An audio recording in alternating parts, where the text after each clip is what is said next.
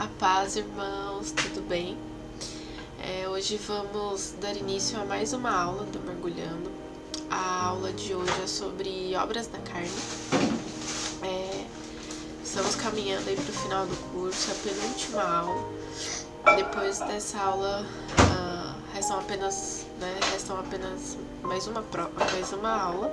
E antes de começar nosso estudo de hoje, eu gostaria de começar com uma oração. Então, aí onde vocês estiverem, eu peço que vocês tirem um minutinho, tá? Pra estar orando junto comigo.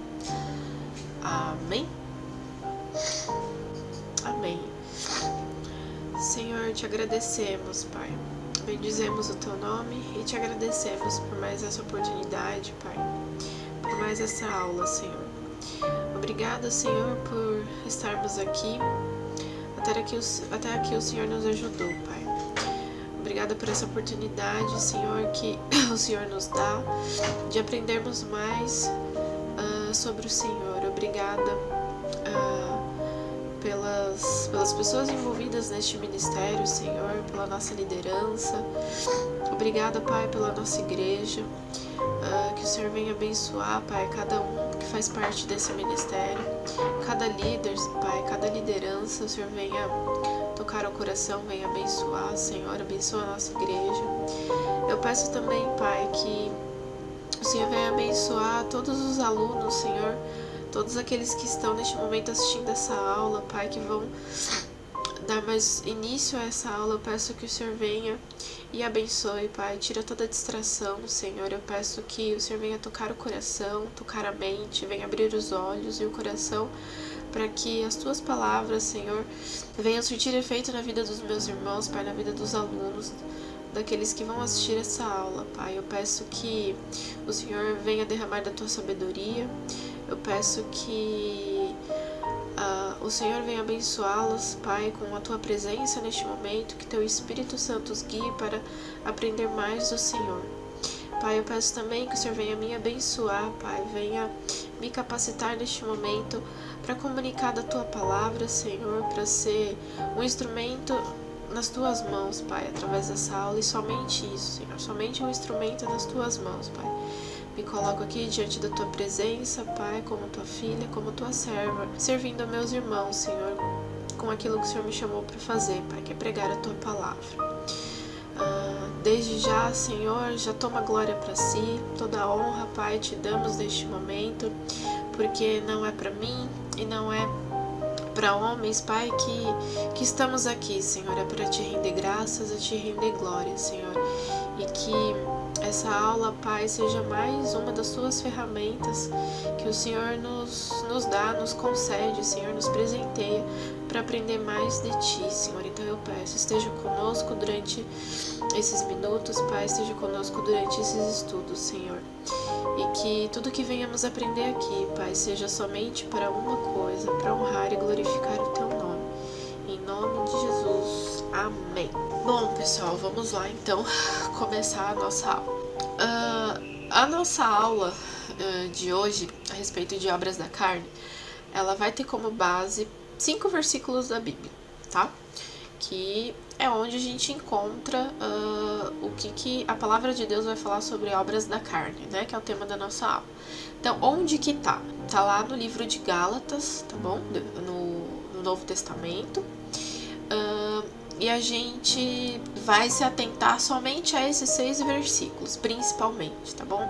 Durante a aula a gente vai mencionar alguns outros, mas a base vai ser Gálatas 5, do versículo 16 ao 21. Então vamos lá. Digo, porém, andai em espírito e não cumprireis a concupiscência da carne, porque a carne cobiça contra o espírito e o espírito contra a carne, e estes opõem-se um ao outro, para que não façais o que quereis. Mas, se sois guiados pelo Espírito, não estáis debaixo da lei, porque as obras da carne são manifestas, as quais são adultério, fornicação, impureza, lascívia, idolatria, feitiçaria, inimizades, porfias, emulações, iras, pelejas, dissensões, heresias, invejas, homicídios, bebedices, glutonarias e coisas semelhantes a estas, acerca das quais vos declaro, como já antes vos disse, que os que cometem tais coisas não herdarão o reino de Deus. Bom, só pra gente poder se situar um pouco melhor, a carta aos Gálatas, quem que escreveu essa carta? Foi o apóstolo Paulo. Ele escreveu essa carta para a igreja que ficava na Galácia, ou seja, aos irmãos Gálatas, né? E a região onde ficava a Galácia na época de Paulo é onde fica hoje pra gente a Turquia. Então aqui tem um mapa para vocês conseguirem visualizar melhor, tá? Ó, aqui tá a Itália, aqui tá a ilha de Creta, ó. E aqui, ó, é a região da Galácia, que se a gente for olhar no nosso mapa atual, tem a Turquia por aqui, tá bom? Então vamos lá. Vamos começar pelo versículo 16, né? Que o apóstolo Paulo tá falando. Ele diz assim: digo, porém, andai em espírito e não cumprireis a concupiscência da carne. E aí eu trouxe mais 3 versões, né? Além da Almeida Corrigida e Fiel. É só pra gente ter uma noção de que as versões bíblicas elas variam um pouco de acordo com a versão, mas no final, em suma, elas querem dizer a mesma coisa, tá? Então é bom que a gente leia e se familiarize com diversas versões da Bíblia. Porque, por exemplo, a Almeida Corrigida Fiel e a Almeida Revista Atualizada traz a palavra concupiscência. Já a nova Almeida Atualizada e a NVT, que é a nova versão transformadora, elas trazem desejos da carne ou anseios de sua natureza humana, ou seja, anseios de natureza carnal. É legal a gente comparar, porque às vezes a gente não entende o significado de uma palavra. Às vezes aquela palavra que a gente está lendo na Bíblia é estranho, a gente nunca viu, ou a gente já viu, mas não sabe o significado. E aí, a palavra concupiscência, eu vou pedir para vocês se atentarem ao significado da palavra concupiscência, né? E o que significa? Então, ela tem basicamente esses significados: ambição ou desejo desmedido por bens materiais e também, né, sensuais, ganância por poder e dinheiro, cobiça, aspiração por satisfações sexuais, que são concupiscências da carne também, anseios pelos prazeres sensuais, desejo sexual exagerado. Outra passagem que a gente encontra a palavra concupiscência na Bíblia está lá em Romanos 1:24 também, né? É uma carta aos Romanos que também foi escrita pelo apóstolo Paulo. E o capítulo 1, versículo 24 diz assim, ó: por isso também Deus os entregou à concupiscência de seus corações, à imundícia para desonrarem seus corpos entre si. Por que eu tô dando um pouquinho mais de atenção a essa palavra? Eu tô insistindo para que todas as vezes que a gente não entenda um significado ou a gente se depare com uma palavra que a gente nunca viu, que é natural, é normal, né, isso acontecer, a gente vai lá no dicionário, não precisa ser um dicionário bíblico, às vezes vai lá no dicionário mesmo da internet, não tem problema, e procure o significado básico daquela palavra, o que tá querendo dizer, né? Por quê? Eu já vi pastor em cima do púlpito pedindo para Deus aumentar a concupiscência do povo, né? Então, assim, olha que gafe. Então, é muito válido e é muito útil, muito necessário também que a gente, quando a gente tá lá no nosso momento devocional, tá fazendo a leitura, se a gente se deparar com uma palavrinha que a gente não entenda, a gente vai lá e procure. Pergunte pros irmãos também, pergunte pro líder de célula, não tem problema. Mas não fique com dúvida do que aquela palavra quer dizer, pra gente não cometer esse erro. Né, que esse pastor no púlpito tava pedindo para Deus aumentar o pecado deles. Olha que absurdo, né? Então é muito bom a gente saber aquilo que a gente está lendo, procurar saber o significado daquilo que a gente está lendo, tá? E na hora de orar com entendimento, para não cometer a gafe de pedir para Deus aumentar os pecados, né? Aumentar os pecados sexuais. Então vamos lá. Dando continuidade aqui no versículo 16, vamos destrinchar aí. O apóstolo Paulo, ele fala, né, pra gente procurar viver e andar no Espírito. O comentário bíblico da Nova Almeida Atualizada, da Bíblia de Estudo, ela traz algumas explanações que eu vou trazer aqui para vocês durante a aula, pra gente entender melhor o que cada pedacinho dessa passagem bíblica tá querendo dizer, tá bom? Então, quando o apóstolo Paulo vai falar de viver e andar no Espírito, o que isso significa? Que implica tanto o direcionamento como o fortalecimento dele. De quem? Do Espírito. Isso significa tomar decisões e fazer escolhas de acordo com a orientação do Espírito Santo e agir com o poder espiritual que o Espírito Santo fornece. Viver na Escritura regularmente apresenta o padrão de conduta de tudo na vida de uma pessoa. Ou seja, Paulo está direcionando da gente sempre buscar a orientação e direcionamento do Espírito Santo, né? Relacionamento. Então a gente não tem que fazer as coisas, a gente não tem que viver e caminhar, né? Andar de acordo com aquilo que a gente acha, de acordo com aquilo que a gente supõe, e sim através do direcionamento do Espírito Santo de Deus, tá bom? Então Paulo, ele orienta a gente a andar no Espírito para que a gente não viva mais satisfazendo os desejos da nossa carne, né? Desejo ou concupiscência, como a gente viu que tem versões que trazem essa palavra, que significaria não apenas os desejos da carne, mas também todos os desejos ordinários da natureza humana decaída. A palavra de Deus fala que a gente foi concebido em pecado, então assim, a gente já nasce pecador, a gente já nasce no pecado por conta da nossa natureza caída, nossa natureza pecadora. Então assim, a nossa carne ela é inclinada a fazer o mal, a nossa carne é inclinada a cometer pecados. E uma vez que a gente tem o Espírito Santo de Deus para nos direcionar, a gente tem que viver como? Praticando obras da carne? A gente vai ver que não, né? A gente tem que viver o quê? Dando frutos, né? Dando fruto do Espírito Santo, como vocês viram lá com o professor Nilcinho na aula passada, tá bom? Vamos lá agora para o capítulo 5, versículo 17. Mais uma vez eu trouxe mais de uma versão aqui para vocês poderem comparar, tá bom? No versículo 17, o apóstolo Paulo ele vai dizer assim, ó, porque a carne cobiça contra o espírito, ou a carne milita, ou a carne luta, né? Na NVT tá falando que a natureza humana deseja fazer exatamente o oposto do que o espírito quer. E o espírito contra a carne.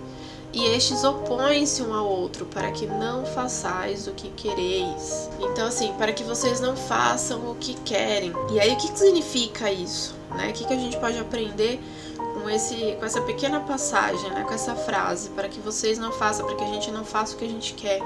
Porque Paulo reconhece que a vida cristã é uma luta, uma guerra entre a carne e o espírito. Lá em Romanos também, a gente vê que ele cita novamente, na verdade anteriormente ele já tinha citado, né? Porque o que faço não o aprovo, pois o que quero isso não faço, mas o que aborreço isso faço. Eu trouxe a NVT também, porque eu acho que ela fica um pouquinho mais fácil da gente entender, ó.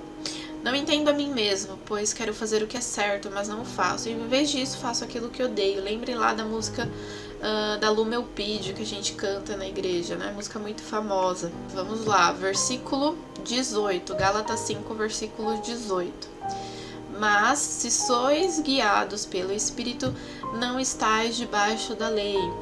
Ou vocês não estão debaixo da lei, né? Quando a gente é guiado pelo Espírito Santo, não mais estamos debaixo da lei.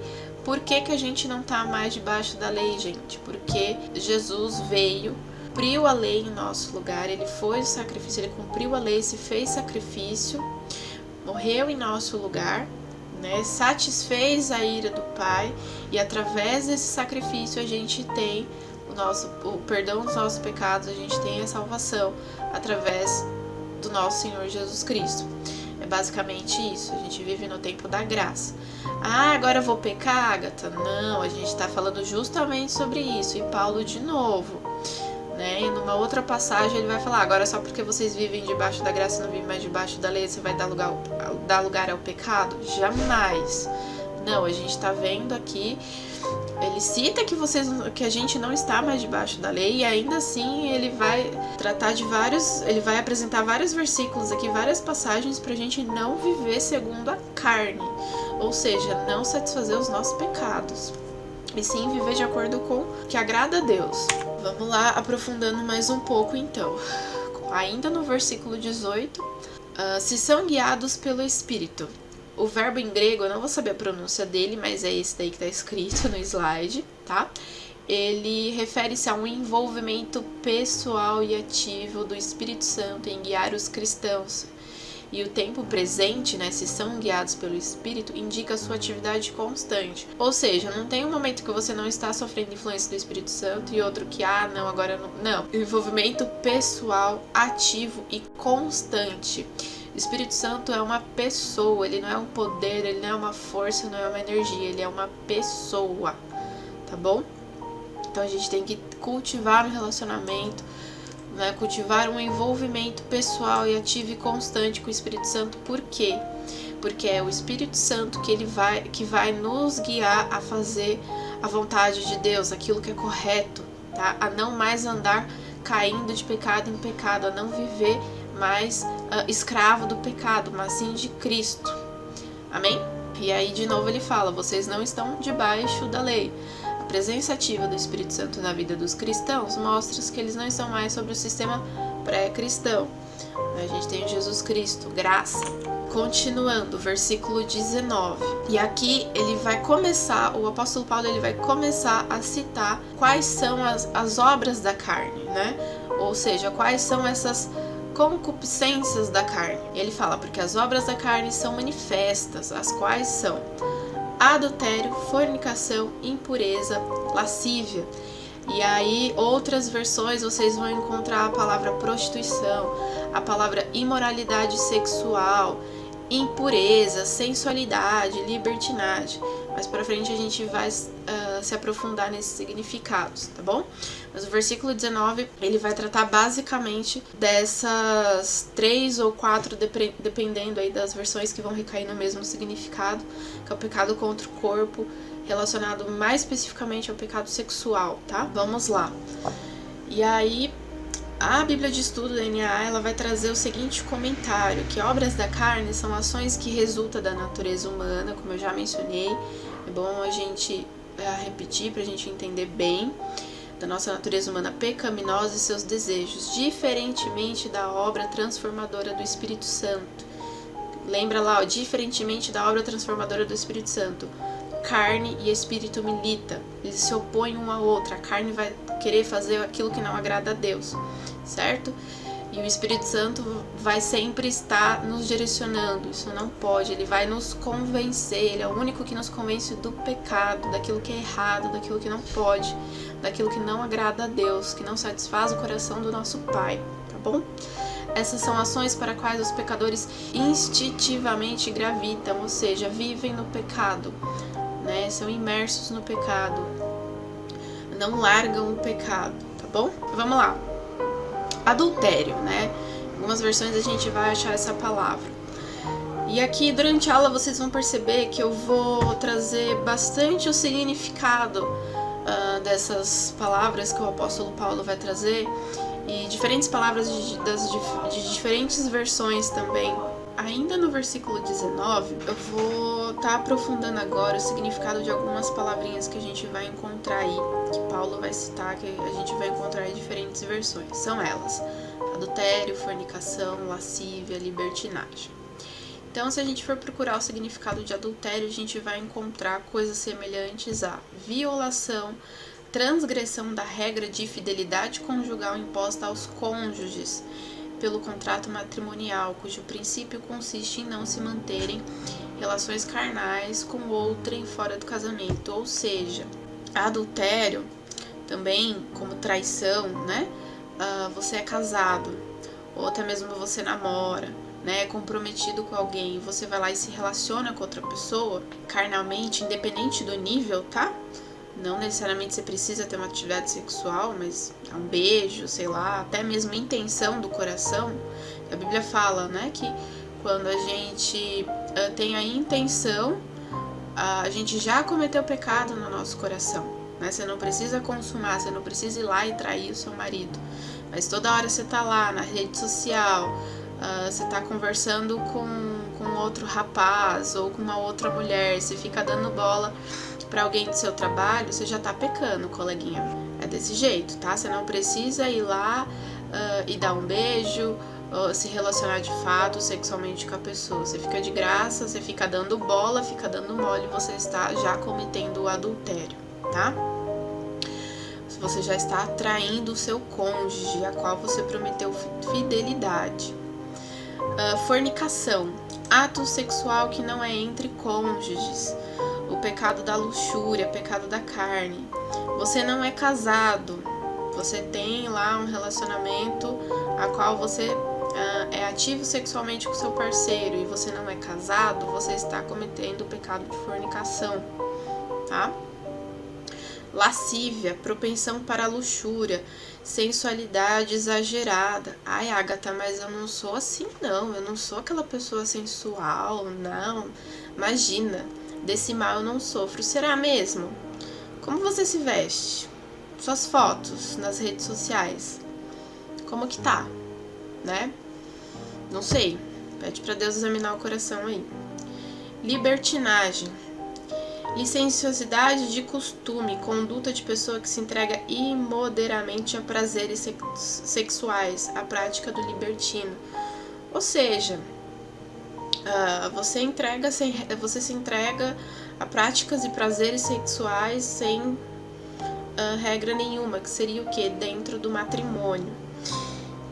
E aí, gente, para concluir essa aula, vamos ponderar umas coisinhas aqui, vamos esclarecer algumas coisas. O versículo 19, ele vai enfatizar pecados sexuais, pecados cometidos contra a carne, tá bom? Moralidade sexual, prostituição, adultério, fornicação. O que a gente tem que entender? Que o sexo, ele não é uma coisa ruim, ele não é uma coisa suja, muito pelo contrário. O sexo foi algo criado por Deus. Tá? O sexo não foi uma invenção humana, não foi uma necessidade humana. O sexo foi algo criado por Deus, foi Deus quem criou o sexo, tá bom? E como que a gente desfruta desse presente, disso que Deus criou? Somente e dentro do casamento, tá? O que é casamento? Homem e mulher. O casamento, assim como o sexo, ele também foi criado por Deus. O casamento não é uma invenção humana, não é resultado de relacionamentos, não foi invenção, costume de sociedade. Não, o casamento foi algo criado por Deus. Foi instituído por Deus, tá? Não foi o homem que viu que era legalzinho se casar, não. Foi Deus quem criou o casamento, tá? E aí, outras coisas que são práticas, que também estão ligadas à imoralidade sexual, à prostituição, adultério, fornicação, enfim. Pornografia, pedofilia, homossexualismo, de novo. O casamento foi Deus quem criou. Como que ele criou o casamento? De que jeito? Homem e mulher para sempre, tá? Até a morte os separe. Ponto final. Masturbação. Gente, pornografia é algo muito sério. Depois fica a lição de casa para vocês pesquisarem os efeitos psicológicos e físicos da pornografia no corpo e na mente de uma pessoa, tanto homem quanto mulher, tá? Você que é mulher, não pense que você tá imune a esse tipo de pecado. Não, as mulheres também têm que vigiar. Ai, Agatha, mas eu assisto filme pornô com meu marido. Tá errado. Mais uma vez, pesquisa sobre indústria pornográfica. Não vai pesquisar filme pornográfico, não, mas o que tá por trás da indústria pornográfica, tá? As atrizes e atores, e não somente adultos, mas tem muita exploração de crianças e adolescentes para a indústria pornográfica. Geralmente, essas pessoas são estupradas, tá? Por mais que elas estejam ali, muitas vezes, muitas mulheres vão fazer esse tipo de trabalho drogadas, né?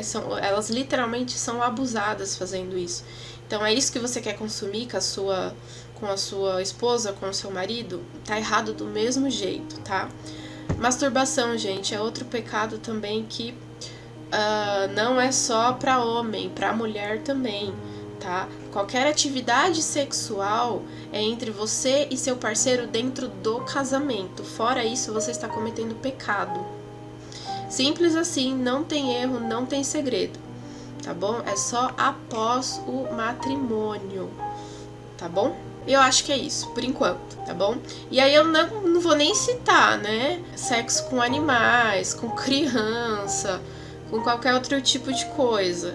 Só reafirmando, sexo dentro do casamento, entre você e seu marido, entre você e sua esposa, ponto final. Entre 4 parentes, só vocês dois. Simples assim, tá bom? Deus abençoe. E no próximo vídeo a gente vai falar dos 2 versículos finais.